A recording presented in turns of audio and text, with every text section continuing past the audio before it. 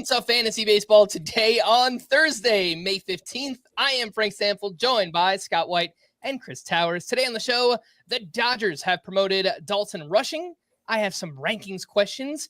We had ourselves a slugfest between Aaron Nola and Sonny Gray. Gosh, that was a rough one. I guess we'll probably start there. Let's jump in. Oh my goodness! Unbelievable! All right, let's just get it out of the way and start with the bad. Scott, you are up to talk about Aaron Nola. Okay, yeah, I guess I'll talk about Nola. They were both awful, Nola and Gray. And what was kind of interesting about it is you look at the data from the game, their pitch selection, the velocities, the movement on the pitches. It's all basically what it's been all year for both of them, more or less. Sonny Gray was coming off his best start of the season. 2-hit effort against the Pirates over 7 innings. Nola also had been trending up. His last start was mediocre, but the previous 2 were great, his best 2 of the season. I would say between the 2, the one you've assigned me to talk about here, Nola, is the more worrisome of them because his velocity has been lagging a little bit all season. It's been trending up, so at one point during one of those great starts he had, it was basically back to last year. It wasn't as good in this one. 91.8 is what he averaged on his fastball versus 92.5 last year. But, up from the season average, continuing the trend of the velocity picking up for Aaron Nola. So I don't know that I'm ready to attribute that to this. It doesn't help, but it's trending up, like I said. I don't know, man. Aaron Nola has been frustrating for a few years now. I think it's still true, and obviously this goes for Sonny Gray as well, that if you try to start playing the game of, well, he was awful his last time out, so I better not start him next time, then you're going to end up digging yourself into a deeper and deeper hole where you don't get the correction for those bad starts. I mean, either that or Aaron Nola is just terrible, and we shouldn't consider him a fantasy asset anymore. But I think we've been through these frustrations with Nola enough that I wouldn't consider that the likeliest scenario. You drafted him to be your number 2 at worst. And I think you've kind of made your bed, and you just need to let it play out. We have seen this before. This is worse than it's ever been. And I don't just mean the 6.16 ERA or whatever he's up to now and the 151 whip, which are both by far the worst of his career. The underlying numbers are significantly worse than they've ever been. Walk rate is up a little bit. That's not great. It's always usually very good. Now it's more like average, 7.7% entering this start. And then the strikeout rate, usually around where it is, 25%. The problem, he's just getting crushed. And the thing with Aaron Nola that has made him so confusing over the years is even when he's been bad, like in 2023 when he had a 4.46 ERA, his expected WOBA on contact was a little worse than average. And so, he had a 3.71 xERA in 2023 and a 4.46 ERA. He had a 4.63 ERA in 2021 with a 3.35 xERA. This is very good. This year, his xERA entering this start was 4.40. His expected WOBA on contact was 4.21. Now, I'm sure there were 8 or 9 start stretches from Aaron Nola before this where he had similar numbers, but it is just to say that in the past, you have been able to look at the peripherals and say, I know the results are bad, but Aaron Nola is still getting, the process still looks pretty good.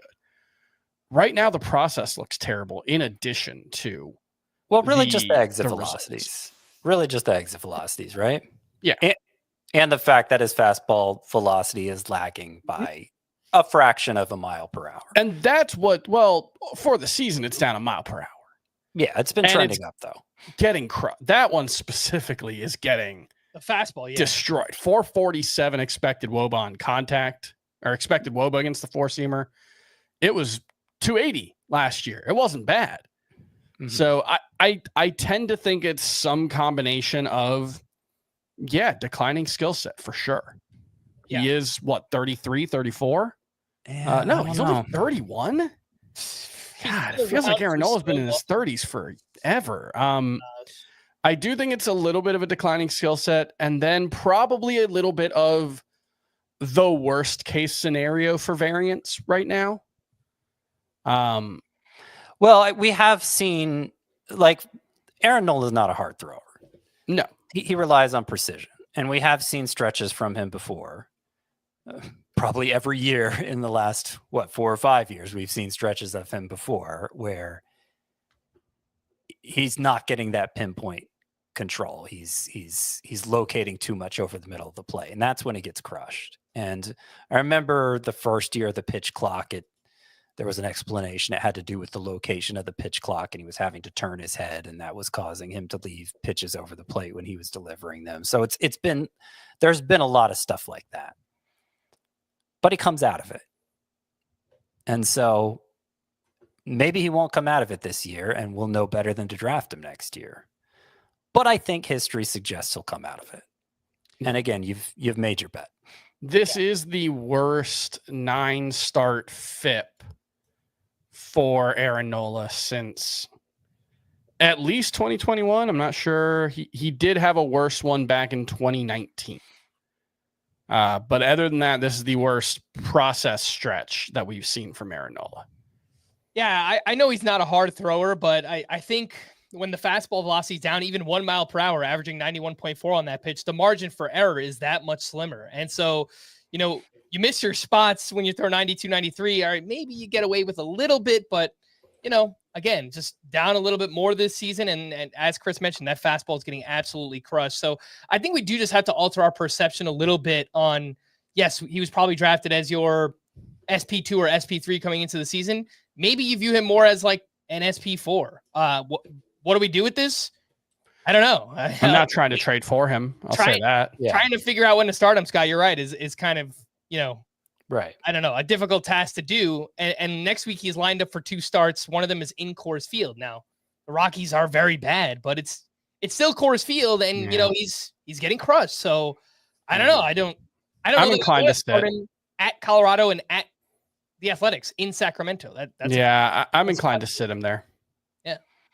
I don't think I'd sit him in a points league, but in Roto, I just got through saying if you start picking and choosing when you start him, you're going to miss out on the correction. I think generally speaking, you're better off taking a pretty hands-off approach to a Roto lineup and not obsessing over the week to week so much. I don't know. It'll be interesting when I have to line up the pitchers, the 2-start pitchers tomorrow, where I end up slotting Nola, because I understand the concern, but it wouldn't surprise me if he had 2 7-inning, 2-run outings. Yeah, sure. Wouldn't surprise me. I'm just not expecting it. Right.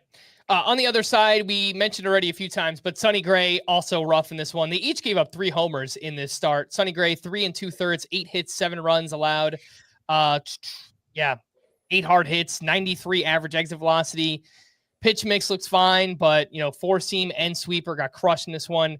And he's another one where the fastball is just getting crushed all season for Sonny Gray. I guess with him, you can look at the underlying numbers, look a little bit better than Aaron Nola so far. One thing that stood out to me, the ground ball rate is a career low 34.5% for Sonny Gray. And it's just, if you're giving up more line drives or fly balls, then, unless they're weak fly balls, there's more likelihood that damage is going to happen when those balls get put in play. Swinging strike rate is also down quite a bit this season compared to last year as well. But last year was kind of an outlier for Sonny Gray in terms of swinging strike rate. Well, that's the thing that stands out is last year strikeout rate was 30.3%. Previous 2 years, it was right at 24%. This year, it's 25. And the increased strikeout rate last year helped cover up for the fact that Sonny Gray had the worst quality of contact allowed of his career. And it's gotten even worse so far this season. I'm not saying that will last forever, but the fact that the strikeout rate is down and the quality of contact hasn't improved, like Aaron Nola or Sonny Gray is actually 35. I'm not imagining that. I'm looking at that right now. He is 35 years old. And so, he's throwing his four-seamer less than ever, which is probably what he needs to do because it's getting crushed. I don't know how much less he can throw it, though. He's already down to a 19% usage for the season. That's usually something we see as pitchers age, as they throw their four-seamers less. That you do reach a point where it's hard to throw it less than you currently are. And that's what I wonder if Sonny Gray's kind of at a breaking point where is there are there any knobs left to fiddle with? I'm not sure. I'm not saying there aren't. And, maybe he throws the sinker more, which is generating okay results, or the cutter. But right now, that four-seamer looks like a real problem for Sonny Gray, and I don't know how you fix that. And he is lined up to face the Tigers at home next week. The Tigers are currently 7th in WOBA against right-handed pitching. It's another tough one because Sonny Gray, you probably drafted him to be your SP3, SP4, someone usually just set it and forget it. Mm-hmm. But yeah, I feel like just after Sonny Gray's last start, you guys were defending him as like a top 30 pitcher when I was like, I don't even have him in my top 40. But I wouldn't really think twice about starting Sonny Gray. Like I said, that nothing really looked different in the pitch breakdown in this start from the previous starts. And the previous starts scored him a 350 ERA and a 108 WHIP. So, it's a bad start by a kind of mid-tier pitcher, but one that is still probably worth starting in most leagues. Yeah, what's the matchup next week? Tigers. Home against the Tigers. That feels pretty fringy. Like the Tigers might not be a bad matchup, or might not be a good matchup for pitchers anymore. At least the way they're hitting right now, I don't entirely believe it, but they've made some streamers look pretty bad, and I think Sonny Gray's better than a streamer, but there are definitely some red flags here. All right, Chris, let's go over to you for your player of the night. Let's talk about a pitcher who pitched well. Let's talk about someone who gives us some hope for the future. Ryan Weathers, who we were not starting in his first start back from the IL against the Cubs, but he looked great. The velocity jump that he had during the spring, 100% there, and the stuff looked tremendous as a result. He added a couple of inches of induced vertical break. He was sitting at 97.2 miles per hour, was hitting 98, even 99 with some regularity, and 10 whiffs on 76 pitches. That's pretty solid. I don't know. Ryan Weathers might. I will say this. I am not confident that Ryan Weathers is going to be a must-start pitcher this season, but that is mostly because of injury concerns. I think Ryan Weathers, if he's healthy, should be pretty useful the rest of the way. Mm-hmm. Well, injury concerns and team concerns. Yeah, look, that's always going to be an issue, but I don't know, how much does a 45% chance of getting a win versus a 65% chance of getting a win change your opinion of a pitcher? It should change your opinion of the pitcher some, but it's not like pitchers on good teams are guaranteed to get wins. It's not like pitchers on bad teams are guaranteed not to get wins. Did he get a win today? Yeah. How good do you think the Marlins are that you're giving them a 45% chance of win? Is that you're partially factoring how good you think Weathers is? I think Ryan Weathers is better than the average Marlins pitcher. So if they are I think generously a 70-win team rest of the way, they're probably more like a 75-win team when he's on the mound. He did get the win in that game. 70 or 75 win pace rest of the way, but yeah. Yeah, I think it was a great start for Weathers. I think this is the most exciting starting pitcher pickup we've had since Tony Gonsolin. And More so than Henderson? Logan Henderson? Yeah, that's his name. Yeah, he also pitched today. We'll get into him. Yeah, I mean, the same range. I might give a slight edge to Weathers, but fair enough. They're in the same range. So Weathers was getting a lot of hype this spring before he suffered the injury, and he was getting a lot of hype because his fastball was up 2 miles per hour. His induced vertical break was up 3 inches. It's a huge change. It was close to that coming off the forearm injury. 1.3 on the fastball, 2 inches more of vertical break, making it a better swing and miss pitch. I would say those who were hyping up Weathers this spring should feel especially encouraged by this return. All right, before we hit our first break, just a reminder that you can listen to both FBT and FBT Express on Spotify. If you're watching on YouTube right now, scan that QR code and that will take you right to the FBT Spotify feed. And big thanks to those watching us live. Make sure to hit the like button and subscribe on YouTube if you haven't already. Let's take a break and we'll be back right after this.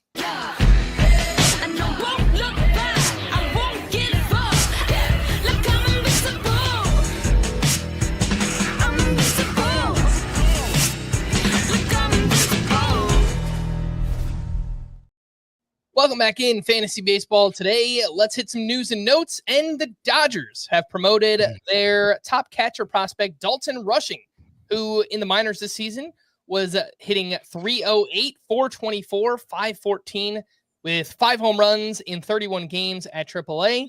And according to Sonja Chen, who covers the Dodgers for MLB.com, Dalton Rushing will start on Thursday, Dave Roberts said, and is expected to catch twice per week, while also picking up pinch hit at bats. Roberts said that the team also wants to see Rushing focus on continuing to build relationships with the Dodgers pitching staff. So while we're excited about the player, and if he was just an everyday catcher, he could have a huge fantasy impact. But because that doesn't seem to be the case, I think maybe we have to temper expectations. Or if he was going to play the versatile role that Dalton Varsho had coming up for the Diamondbacks, that would be cause for perhaps even more cause for enthusiasm. But this, I mean, that news really took the wind out of the sails for this Rushing promotion, because starting twice a week with pinch hit at bats in between, there's just no way to be fantasy relevant. And if they're sincere, if the Dodgers are sincere about not wanting him to be pigeonholed as a utility player, not wanting to stunt his development as a catcher, strictly using him at that position, if they're sincere about that, there's not a scenario where it's like, well, if he hits well enough, he could earn more at bats, because Will Smith is who he's looking to overtake. And I'm not even sure how this is supposed to play out long term. Like, why would the Dodgers want to do this with Rushing, except to, I'm not sure it improves his trade value, but unless they plan to use him as trade bait. Will Smith is signed through 2033. 2033. I mean, so I will point out that contract is a little bit fake. Like, remember when he signed that contract? It was like, what, a 9-year, 10-year, like $150 million contract, I think is what it was. And it really seemed like it was like a 6-year, $150 million contract that they needed to add several years on to make the AAV manageable. That was because, like, I think he signed until like he's 40, which is crazy for a catcher. Yeah. And so I always thought that the 38, he signed until he's 38.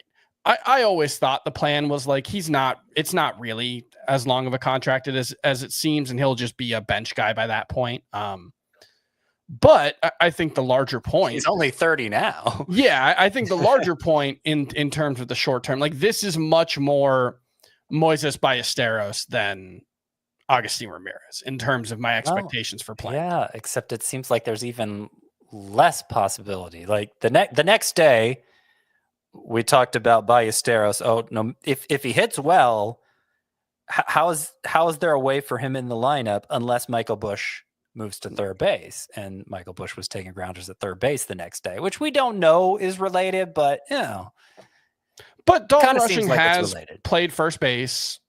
Yeah, Freddie but they're Freeman. saying they're not going to do that with him.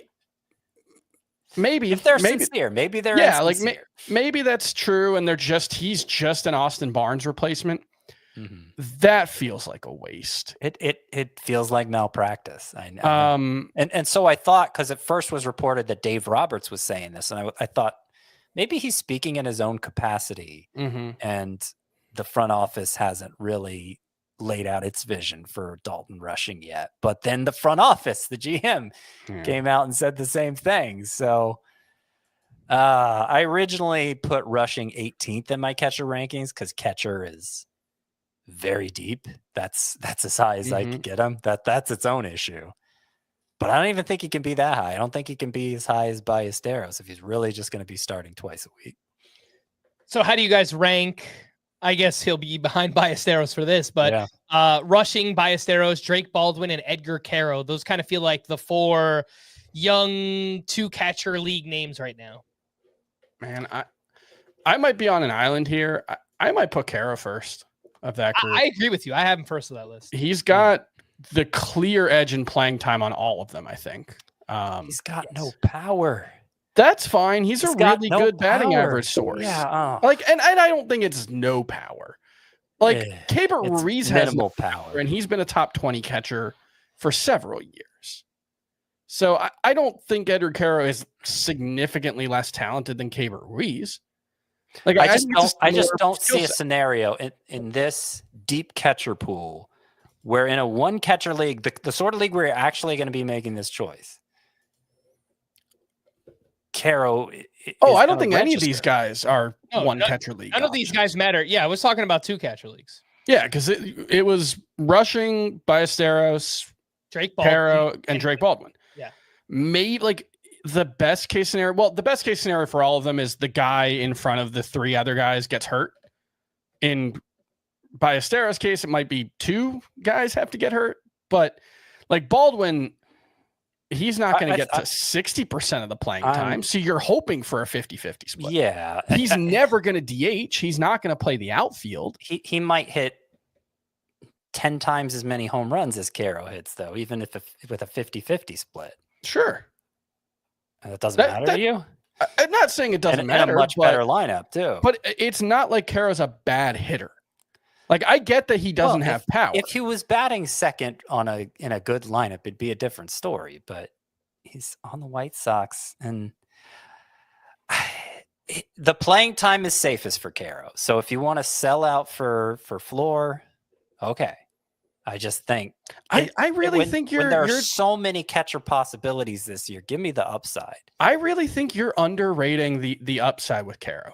All right, can you guys just rank them because we got to move on? It's Caro, Baldwin, Ballesteros, Rushing for me.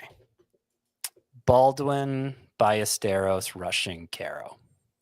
All right, we've been all over this one. The Mariners placed Bryce Miller on the IL due to right elbow inflammation. He received a cortisone shot Tuesday, and the team is optimistic that he'll be able to return when first eligible on May 27th, which seems very optimistic. Well, yeah, that's the word they use, but I don't know that I believe that. Definitely explains why he's been so bad this season, and there have kind of been some signs that he was dealing with something this whole time. Ronald Acuna will have his rehab assignment moved to AAA on Thursday. So that was fast. 1 game at Florida Complex League, he hit a home run and boom, he's getting bumped up right away already. That is kind of because I thought I had seen something a couple days ago that was he's going to stay in Florida for a little while. And then once he gets promoted, it's going to be okay, now it's all systems go. And I guess they needed to see 1 game from him. I don't know. That's surprising. Well, a home run changes everything, Chris. I guess. Dave Roberts said that Teoscar Hernandez and Tommy Edman won't return until next week at the earliest. Blake Snell resumed throwing off flat ground from 60 feet on Wednesday, which is a positive for him after, some negative updates recently. Bruce Bochy said it's possible Corey Seager will require longer than a minimum stay on the 10-day IL. Jordan Westberg suffered a setback with his hamstring and has paused his running progression. O'Neal Cruz has missed 4 straight due to back soreness. TJ Friedl was out of the lineup Wednesday with a right wrist bone bruise. He is day-to-day. The Brewers, Jose Quintana was placed on the IL with a left shoulder impingement. Tobias Myers was recalled and will start in his place on Saturday. Parker Meadows is close to a rehab assignment. He's missed the start of the season with a nerve issue in his right arm. That's one to keep an eye on. Do you guys have any interest in stashing Parker Meadows? Yeah, I think if you have an IL spot to play with, he was someone who should have been a top 200 pick in any roto league coming into the season. Remember when he came back he was demoted and then got hurt last year, if I'm remembering the timeline correctly. When he came back from that hamstring injury, he was awesome at AAA when he got demoted, and he was really, really good after returning to the majors. So I think there's 15 homer, 25 steal upside there for a full season pace, maybe more. Mm-hmm. Yeah. I think I had him as a top 50 outfielder originally. I mean, 5 outfielder leagues. Yeah. Parker Meadows, you'll probably have use for him. But have you guys noticed when you're updating your rankings that the 30 to 50 range in the outfield, there's just like you want to move everybody up to 30, but you can't. Some have to be 50. It's just a really crowded stretch of the rankings. Like outfield, sort of like catcher, has been maybe not to the extent of catcher, but shockingly deep this year. Yeah. Mm-hmm. No, I think that's fair.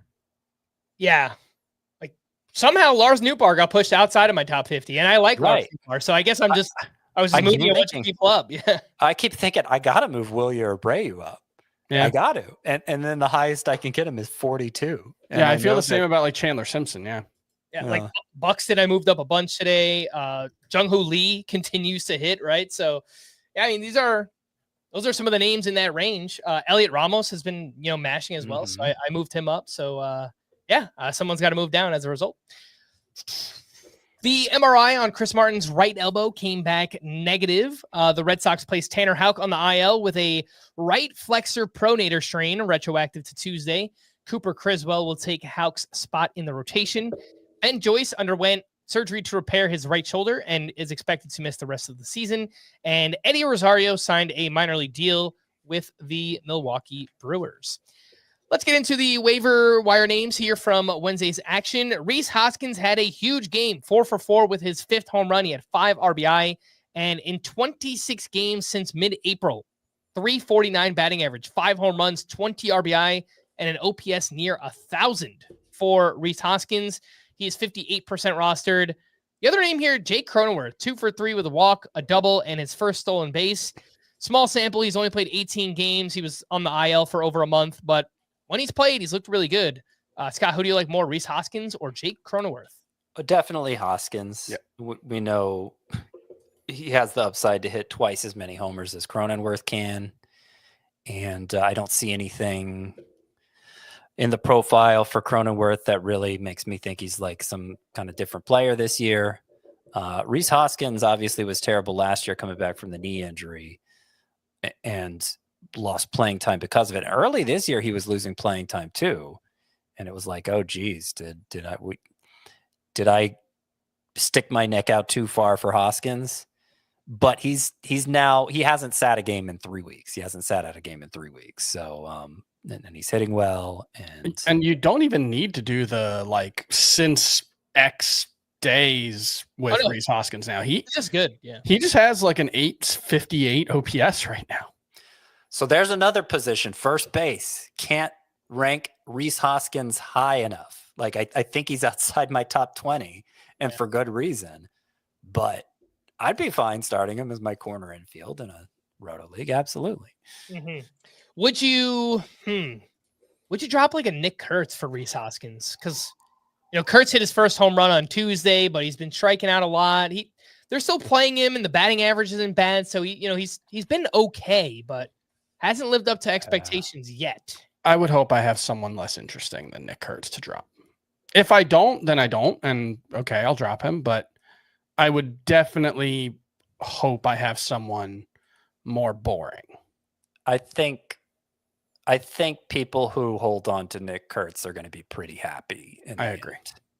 All right, let's talk about Mason Wynn like we have a lot recently. He went 5 for 8 with his 5th home run across the doubleheader. 20 games since coming off the IL. He's hitting .319, 4 homers, 15 runs, 2 steals. One thing I've noticed, 3 caught stealing to 2 steals on the season. So would like him to be more efficient there, obviously. But he's only 58% rostered still. Would you rather have Mason Wynn or Javier Baez, who is right around that same roster rate, and he's been the talk of the town? A win for sure. There's another position, shortstop. I know I have Wynn outside of my top 25, which just based on this game, he probably needs to be a little higher than that.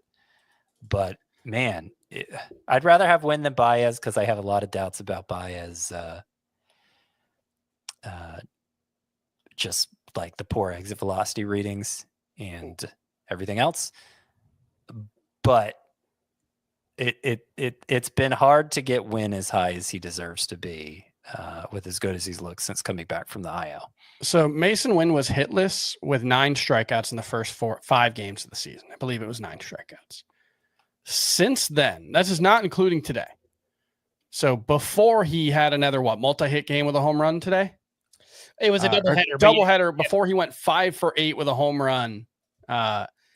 He was already hitting .307 with a .386 on base percentage and a .511 slugging percentage since the 6th game of the season.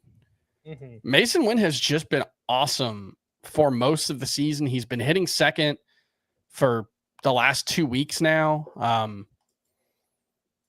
We might have gotten fooled by a bad spring and a bad week to open the season with Mason Wynn. He looks like he might be having the breakout we were hoping for.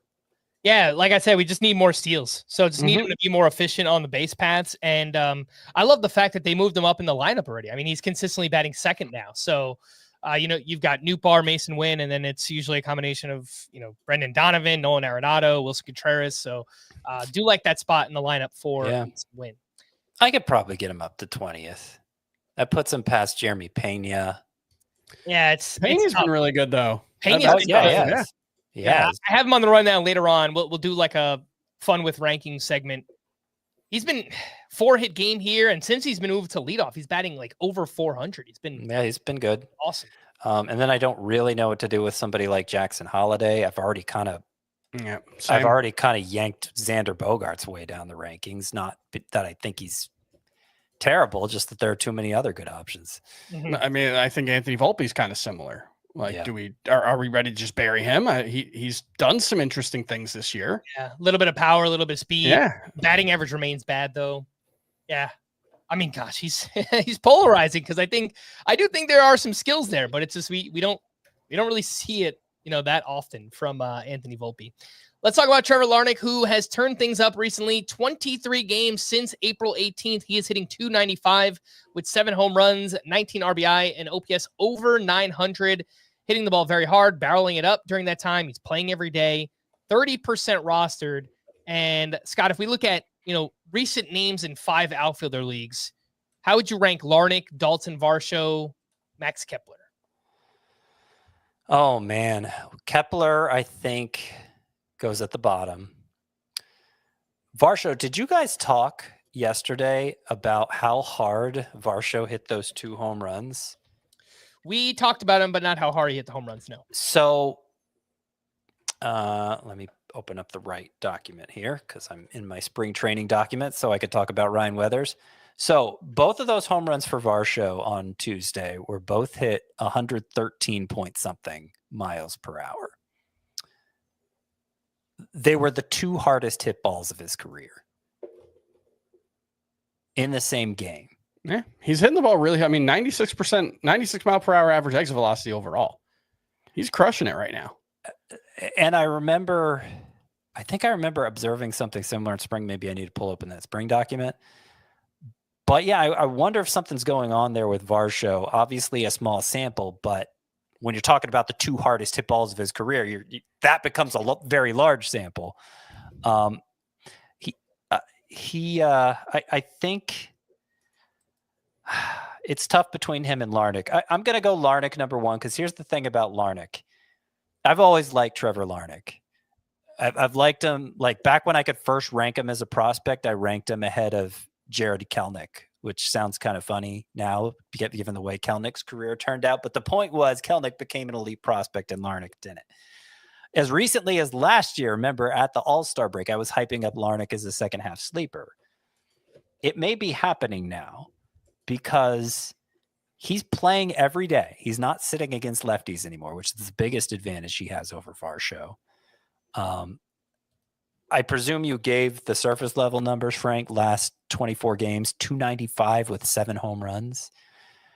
And during that time, average exit velocity, 92.2 miles per hour, which is part of the reason I've always liked Larnach. He tends to hit the ball really hard. But when you add the everyday at-bats, I think this is, we were just talking about how deep outfield is, and people who play in just 3 outfielder leagues, I'm sure, don't need another name to consider. But if you're playing something deeper than that, Larnach is really flying under the radar right now. He may, all those years later, I may end up being right about Larnach over Kelenic. And last name here on the list, a deep league middle infielder, Ha-Seong Kim from the Dodgers, 2 for 2 with his first career home run. And in a small sample, since he's been called up, he's hitting .360. He's got that 1 homer, 2 steals, .840 OPS. He's 28% rostered. Some other deep league middle infielders that have popped up recently. Brett Beatty's been hitting for some power. Brooks Lee's been doing some things lately as well. Chris, how would you rank those 3? Ha-Seong Kim, Brett Beatty, and Brooks Lee? It's probably Lee, Kim, Beatty, but I don't take that as an endorsement of Kim. I'm not terribly impressed with what he's doing. He's striking out more than he probably should for his skill set. Not showing a ton of power. I know he had a home run today. It was 104 miles per hour. His average exit velocities are nothing special. I don't see a ton to be excited about with Ha-Seong Kim. And I'm interested to see what the Dodgers do when everyone gets back healthy, right? Teoscar Hernandez and Tommy Edman. Does Ha-Seong Kim just go away? I don't know. I would think so. I would think it's him and Outman. Who are the odd men? Outman, yep. But yeah, I'm not sure. All right, let's take our final break. When we return, waiver wire pitchers, some fun with rankings, and we'll do all of that right after this quick commercial break. The clock never stops. Relive the greatest moments with uninterrupted highlights and more. It's Gareth Bale. Wonderful goal. On the UEFA Champions League channel. Streaming free. Welcome back in Fantasy Baseball today. Waiver wire pitchers. We spoke about Ryan Weathers. We kind of mentioned Logan Henderson, who picked up the win. He's now 2 for 2, 2 starts, 2 wins with the Brewers. He was at the Guardians, 5 innings, 2 runs, 7 strikeouts, had 10 whiffs on 72 pitches, and he threw the fastball and changeup 40% each in this one. I like Logan Henderson, and the minor league numbers are awesome. I do just kind of wonder, does he have a third pitch that he can go to if/when he needs to go to that pitch in the future? Because obviously it's going to happen at some point where he's going to need a third pitch. What do you think about that? Yeah, maybe. And who do you guys like more, Logan Henderson or Ryan Weathers? I don't think it's necessarily true that he needs a third pitch if his 2 are good enough. If it's like a bad third pitch, then it's probably not worth it. He was throwing a cutter more at AAA than we've seen so far in the majors. So he was working on that, and maybe he'll be able to pull it out if he needs it. But I also noticed his control had not been as good in at AAA this year as it was last year when it was basically elite. So I don't know how much that's related to the cutter. I don't know. I know his control's been fine in 2 major league starts, and obviously the fastball and changeup both have been missing plenty of bats. And I hope he's here to stay because I think Logan Henderson is good. I imagine he is here to stay because we've already seen Tobias Myers was on the outs. They had to call him back up because then Jose Quintana went on the IL. I'm not sure when Brandon Woodruff is coming back now that he has an ankle tendonitis. So I think Savali is close though too. Quinn Priester's not looking good. Savali is close too, but I would hope at this point Myers would be ejected and maybe Priester too before they took Henderson out. And meanwhile, Jacob Mizorowski looks like he is achieved his final form at AAA, throwing a lot more strikes lately and peaking at 102. Mm-hmm. Would you guys take Ryan Weathers and Logan Henderson? I'll just run down some of the most added. Would you take those two ahead of Cade Horton right now? Definitely. I think so, yeah.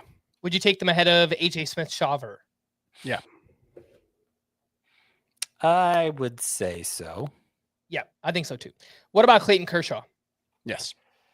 Yeah. And last name, Tomoyuki Sugano. Yeah. Definitely. All right, couple other names here.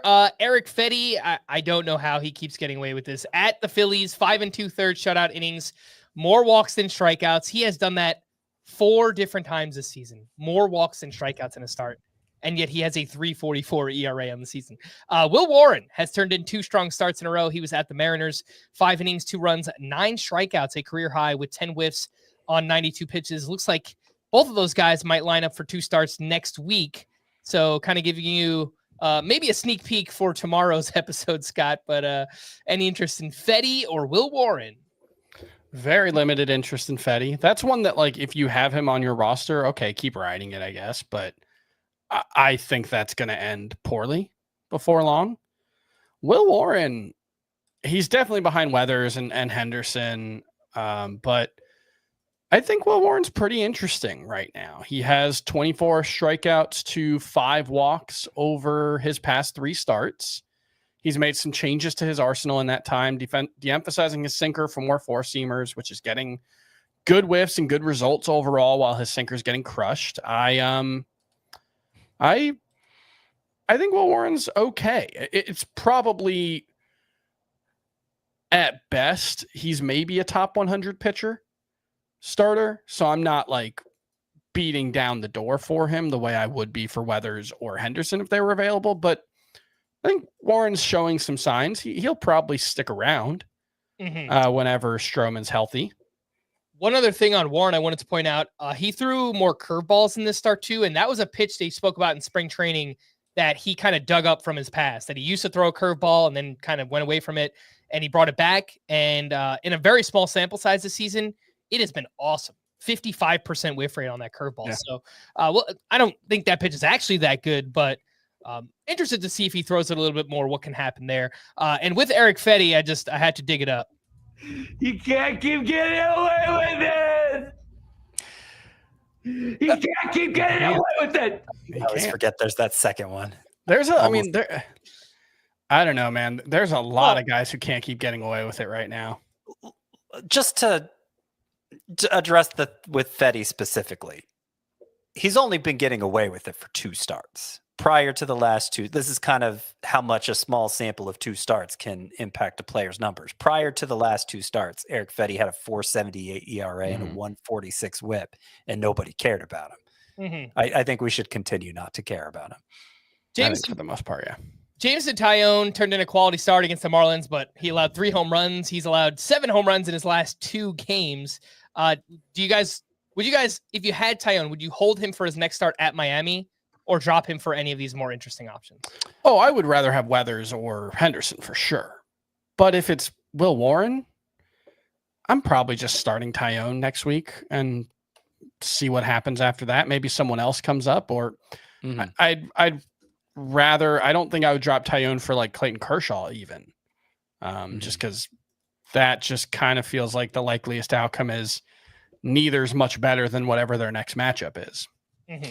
When in doubt, and I agree with your answer completely, but when in doubt, if you're deciding between the guy who can help you next week or the guy who could maybe be somebody who you value all season long, you go with the latter in mid-May. If it's mid-August, maybe it's a different story, but we got 3/4 of the season to go here. Got to think long-term. Agreed. Some names in deeper leagues here: Bryce Elder, Randy Vasquez, Davis Martin. They all pitched well here on Wednesday. And Scott, I do wonder if when Strider's ready to return, is there a chance that Elder sticks in the rotation over Grant Holmes? Because in his last 5 starts, he's got a 3.10 ERA and 1.10 WHIP. I don't think Elder is that good, but maybe the Braves do. I don't know. I think I saw they're planning to go 6-man when Strider returns. So I don't remember how final that report was, but that is my expectation. I was actually thinking about this the other day. Remember Bryce Elder in 2023 had a 1.92 ERA through his first 11 starts through the end of May. Whenever I put up a rundown, I think about that. He had a 4.95 ERA the rest of the way. I don't think Bryce Elder's very good. I do want to mention Spencer Strider made a sim start today, I think, against some guys from Gwinnett. Mm-hmm. There's some concerning reports out of it. I'm not panicking yet, but he was like sitting 93, 94. And I think the Mark Bowman tweets that I saw were like he touched 95 a few times. That's not great. Obviously, look, it's not a competitive environment. It's a sim game, and I think he probably wasn't throwing it 100%. But it would be a problem if he was. Yeah. I don't think Spencer Strider is caps lock Spencer Strider right now. Mm-hmm. I will say. Yeah. And we talked about that a lot early on in the season when he first returned to, like, maybe he's not Spencer Strider with top 3 SP upside Spencer Strider, but yeah. I mean, even if he's, I don't know, 75, 80% of that guy, that still might be a top 20 starting pitcher rest of the season. So, all right, let's get into this fun with rankings here. I've got some questions, some things that came up just while I was updating the rankings, and maybe you guys have thought about the same things, but Eugenio Suarez is picking things back up. 2 for 4 with his 13th home run. Last 7 games, he's hitting 280. He's got 3 homers, 8 RBI. He's up to 13 home runs overall. And kind of feel like Suarez should just be ranked higher than someone like Mark Vientos at this point. I noticed that I think we all had Vientos higher, and then I changed that. What do you guys think? Man, he's had a weird season so far, Suarez. He had a great first. I think they both have had weird seasons. Yeah, Vientos in a more conventional way has had a weird. Like Vientos has just been kind of consistently mediocre, but with some weird stuff going on. Suarez, the first series, he looked like the best player in baseball, and then he did nothing. Randomly had a 4-homer game, and then went back to doing nothing. And then he's finally had a couple more good games here recently. So I think with the way Brett Beatty's picked up, maybe Vientos doesn't have total job security either. But in a general sense, I think Vientos has better job security than Suarez, especially now that Jordan Lawler's up. And we know Jordan Lawler's going to take some playing time from Suarez. So unless you're just totally out on Vientos, you don't have any confidence in him bouncing back, I would still rather have Vientos. And I say that as somebody who had Vientos as a bust coming into the year. I think it's basically a coin flip. Suarez is just hitting the crap out of the ball, right? Like both of these guys you're expecting big power from, right? One of them is actually hitting the ball really, really hard, and the other one isn't. So, and Suarez, the one that's actually hitting it hard. So, and he's underperformed his expected stats a lot. So I do think better days are coming for him. Yeah, Vientos is actually overperforming his expected stats, and given how mediocre he's been, come on, guys, Suarez. That's a little concerning. I'm not. Look, it wouldn't take much, right? I do the overall rankings, and they're back to back. So if you want to put Suarez ahead of Vientos, I won't argue. I think that's fine. I don't know why these guys are tied together, but it feels like they both kind of broke out at a similar time, and we were trying to figure out who to pick up between the two. And now I just always bring them up together. Kyle Stowers and Andy Pages. Stowers, 3 for 4 with a double dong. Last 13 games, he's got 8 home runs and OPS over 1,100. And Andy Pages hit his 7th homer. He's hitting 291. 7 home runs, 5 steals, 834 OPS. Both of these guys, they look like young, emerging outfielders here. Who do you guys like more rest of the season? So I am with you that I haven't been able to separate them in my rankings. They're both lower than I'd like for them to be because outfield is so deep, as we just discussed. The data looks better for Stowers. Obviously, the supporting cast is much better for Pages. Paz has also been running a bit, hasn't he? I think I saw that the other day when I was updating my He's rankings. got 5 steals, yeah. Yeah, that's pretty good. So I think that might be the ultimate tiebreaker here. As good as I mean, I guess they both had a really good game Wednesday, right? But Stowers had the multiple home runs. Man, Pages, it looks like a total fluke. Like, even today, he had 3 hits. So it's like, oh, good game. One of those was hit 69 miles an hour. Not nice. The other one was hit 80 miles an hour. Also not that nice. And then he had a 109 mile an hour home run. That's great. Awesome. His expected stats are bad. Yeah. Like, even in May, where he's been hot, I guess, he has a 275 expected WOBA. There are some real warning signs here for Andy Paz. I know that he's just been good for a while now, and so maybe that doesn't matter. Maybe there's something about him that he can continue to outrun that stuff, but we're not talking about a guy he wasn't even really like a Kyle Stowers level prospect, was he? They were regarded pretty similarly, I think. Yeah. And Like mostly fringe top 100 guys. Paz has mostly earned high marks for power. Yeah, because Stowers, his quality contact has been incredible all season. Like, some of the best in the league. And he's just striking out a ton, and he's on a bad lineup. But Paz is probably dropping to 8th in the lineup in the next couple of weeks, right? He's been hitting like 5th or 6th, but when Edman and Teoscar are back, he's probably 7th or 8th at best. Yeah. Stowers is going to hit 3rd or 4th all season as long as he's good. Quick. Stowers' average exit velocity is 61st percentile, and Max is 67th. So I wouldn't say it's best in the league. It's better than Paz. No, clearly. it's not just the average exit velocity, though. His barrel rate is 21%. His expected WOBA on contact is 528. Yeah. He's not hitting. Well, yeah, but he's not going to sustain a barrel rate like that. I think the exit velocities are more telling. Yeah, I mean, it was 11% last year. That's still very solid. It's a lot less than 21. It's roughly half, yeah, but that's still pretty good. The stats are great for Stowers too. Oh, and you got a 21% barrel rate. That's bound to happen. Right, chicken or the egg, Scott. But I will just say, no, like if they are performing nobody similarly, ever listens to me on barrel rate. Look, if they are performing similarly, and Stowers has just been better this season, but even if they were performing and they are similar talents, I'll just take the guy with the much better underlying stats, and that's Stowers by far. So, Scott, does barrel rate just not matter, though? Like, wouldn't you rather a hitter have a good barrel rate than not? I think relative to himself, a hitter's barrel rate is a reflection of how hot he is. And I've been saying that for years.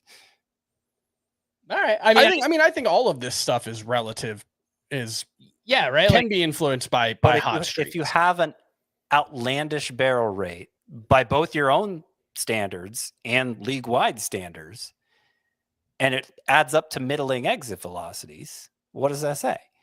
It's not middling exit velocities. His average exit velocity is 2 miles per hour harder than the average. 60 to 70th percentile. That's basically in the middle of the league. It's above average, but like hard hit rate is 49%. He hits the ball at ideal angles a lot. Look, I'm not saying Kyle Stowers is a superstar. I don't think he's a true 21% barrel rate guy, but I think he's better than Andy Pages. Can he settle in as like a 13% barrel rate? That's what it is for his career. Yeah, I think that's fine, acceptable. Yeah, he's got 501 plate appearances in his career. He has a 13% barrel rate. That's really solid.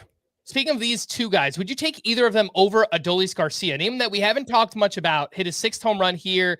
He's someone who's also underperforming his expected numbers by quite a bit. He's hitting the ball hard. His barrel rate is great. He's also just putting the ball in the air a ton. So that's contributed to the lower batting average. Have you guys lowered Adolis Garcia? Do you like either of these other potential breakouts over him rest of season? I actually think there's a lot to like about Adolis Garcia right now, besides the production, which I know has been bad and is almost exactly what it was last year. So I understand if people are skeptical of that, but the strikeout rate much better than last season, and the quality of contact is better. That's a really good pairing. Now, like you said, he is hitting the ball in the air a lot. 9.6% infield fly ball rate. That's too high. 43.5% fly ball rate, probably too high as well. But he's pulling the ball well in the air, especially. I think Adolis Garcia actually looks fine. Yeah, I haven't moved him down. Some hitters have leapfrogged him. Mm-hmm.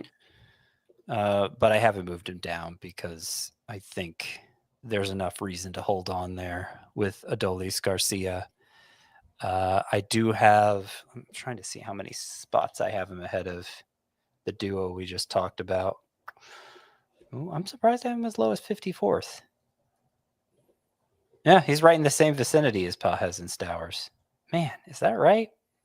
I don't know. I hate that range of the outfield rankings. It always looks wrong to me. All right, let's talk about Jeremy Pena. We mentioned him earlier. He had 4 hits today, and in 16 games since being moved to the leadoff spot, he's hitting .406 with 3 home runs, 15 RBI, and an OPS near 1,000. Chris, we spoke about Jacob Wilson yesterday, who had a big game himself.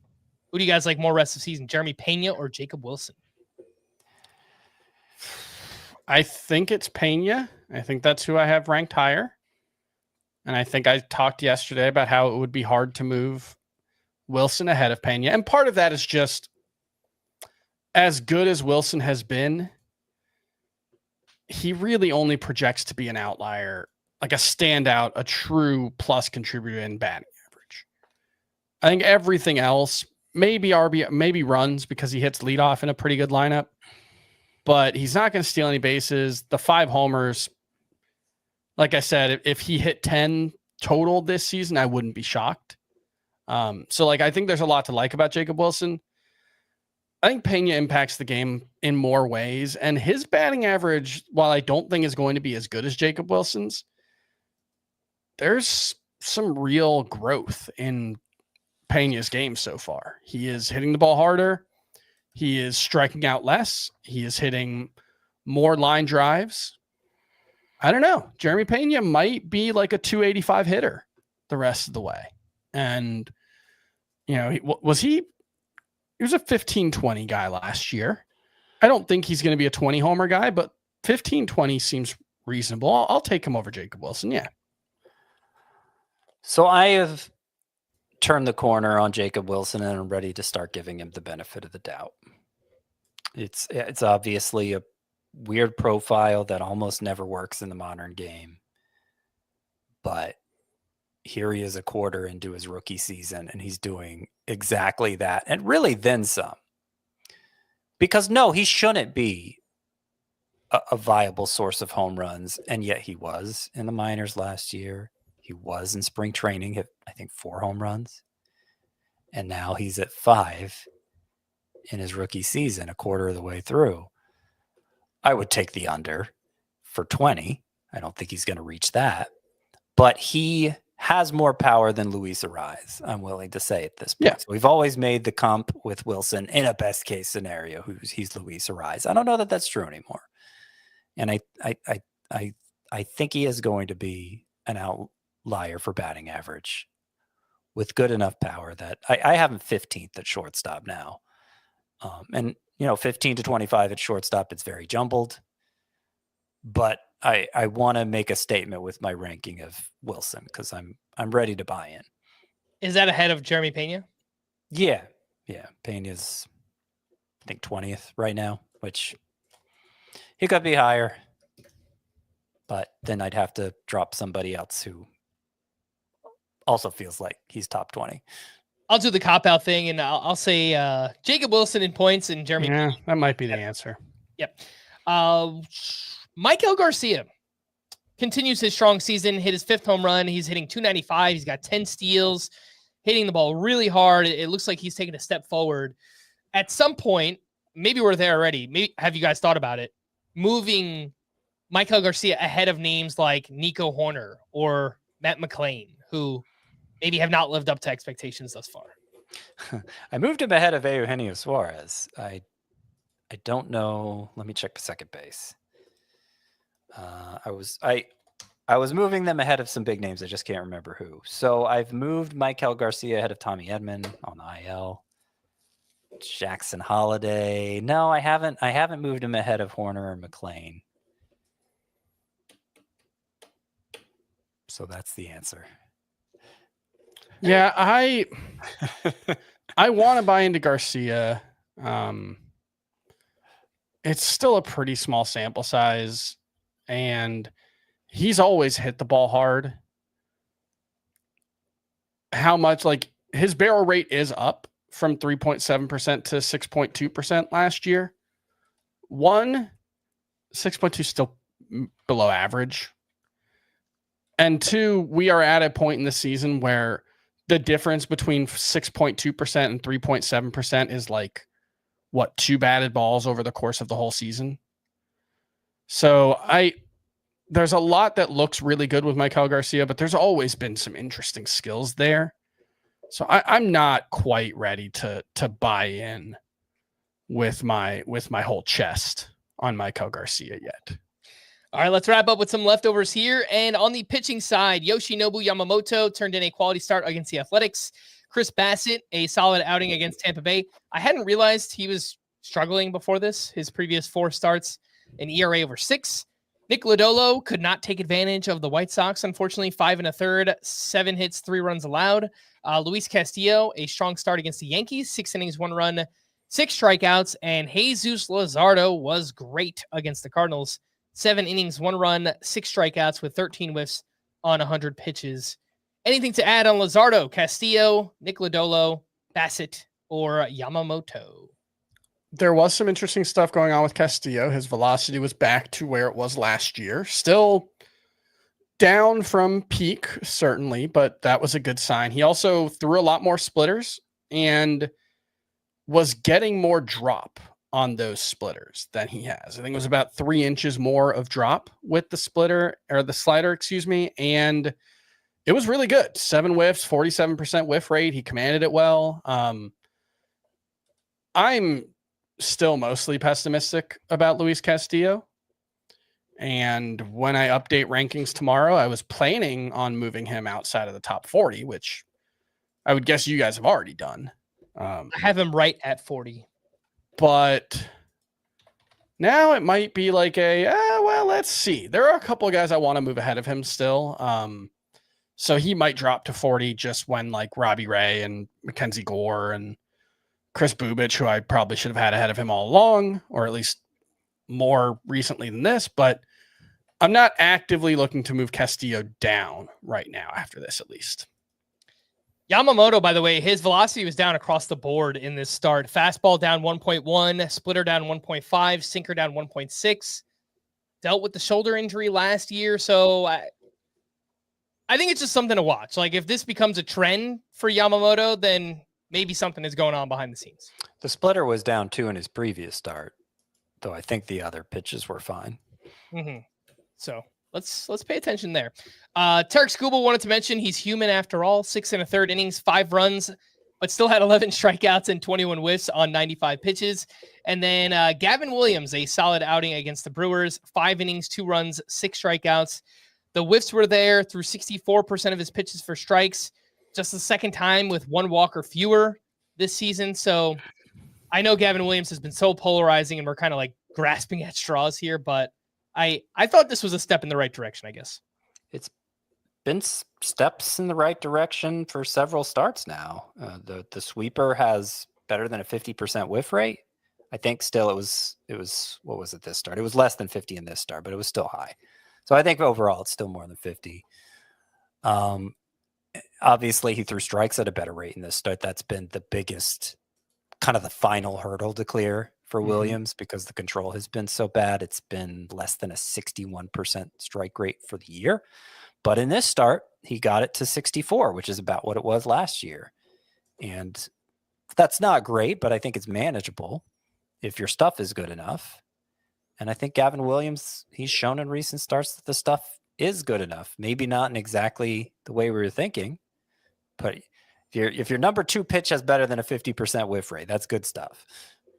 All right, some hitting leftovers. Jose Ramirez is picking things up. He hit his 8th home run, and in 12 May games, he's hitting .372 with 3 homers and 6 steals.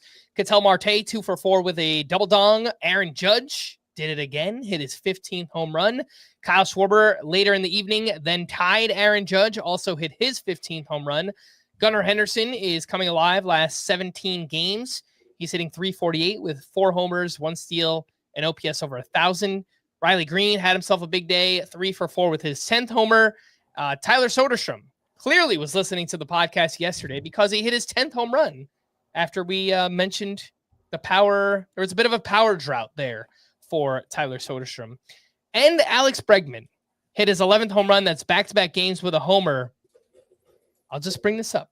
Dare I ask, is Alex Bregman a sell-high candidate? Because he is vastly overperforming his expected stats right now. He always does. Yeah. That's kind of the Alex Bregman experience. So, no, I look, my preseason, one of my bold predictions preseason was he would bat over 300 this year. Career high batting average. I think it was technically career high batting average, but that basically means he hits over 300. And seeing that his pull air rate is the highest it's ever been after 2 years where it was about the lowest it's ever been.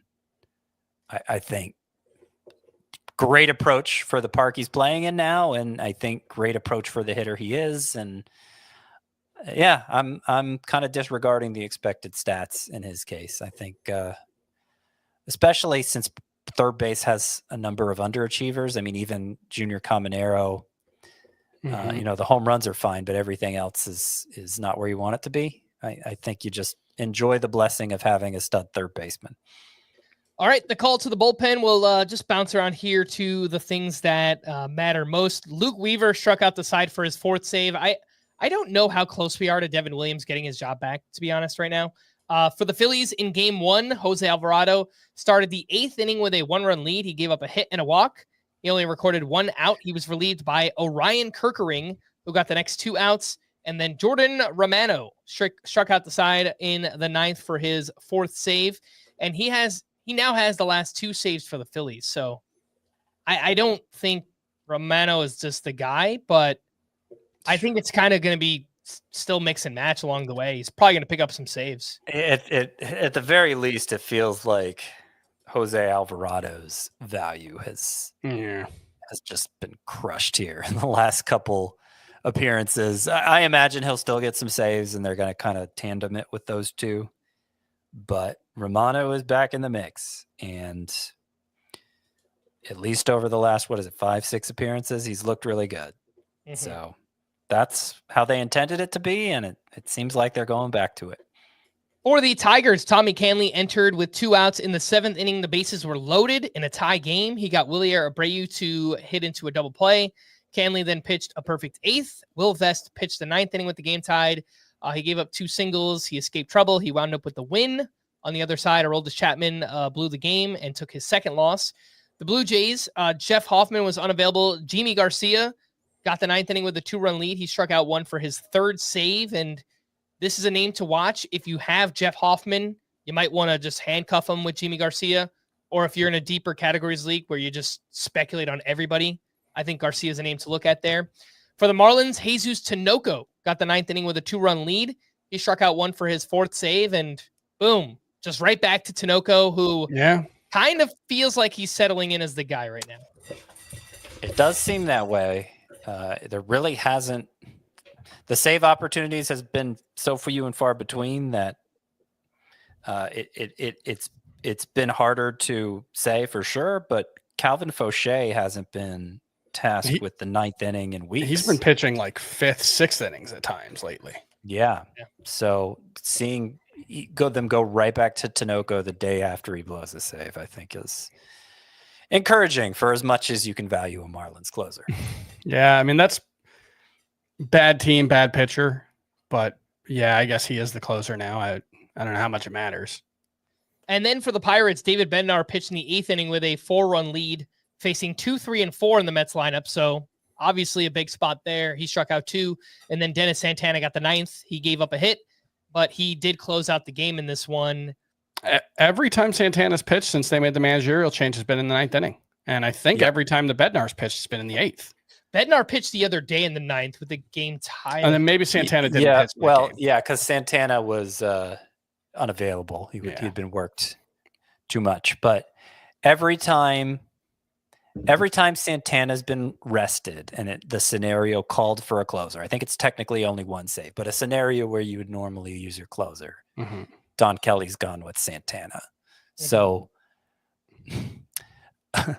I think if Bednar performs well, it's still eventually going to go back to him, but it's not his right now. I mean, I'm pretty sure Santana. Let me make sure I get this right.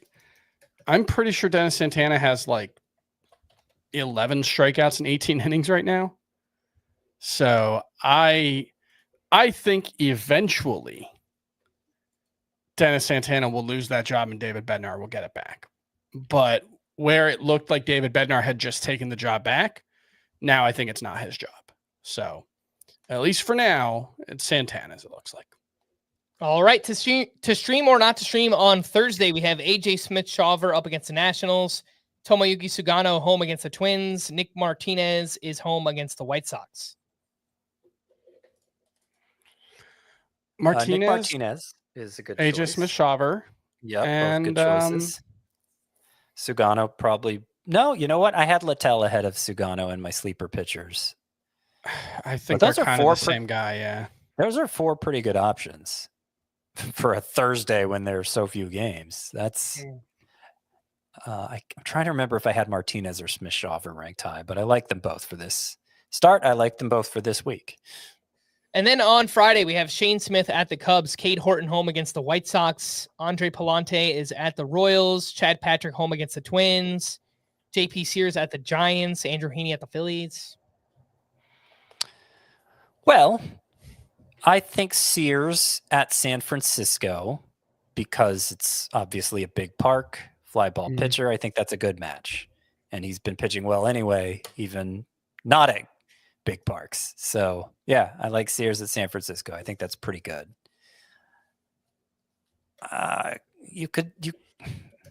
Cade Horton against the White Sox. I mean, the appeal is obvious there, but I'm skeptical given the way his first start went, followed an opener. Did he even go 4 innings? I think it was 4. Yeah, it was exactly 4. I'm skeptical. There's really an opportunity for Horton to have a high impact. It probably won't hurt you against the White Sox. So if it's him or nothing, probably be willing to do it. But I'm tempering my expectations. I like Horton. All right, we're going to wrap there. For Scott and Chris, I am Frank. Thanks as always for tuning into Fantasy Baseball today. Please make sure to follow and leave a 5-star rating on Apple or Spotify. And we will be back again tomorrow. Bye-bye.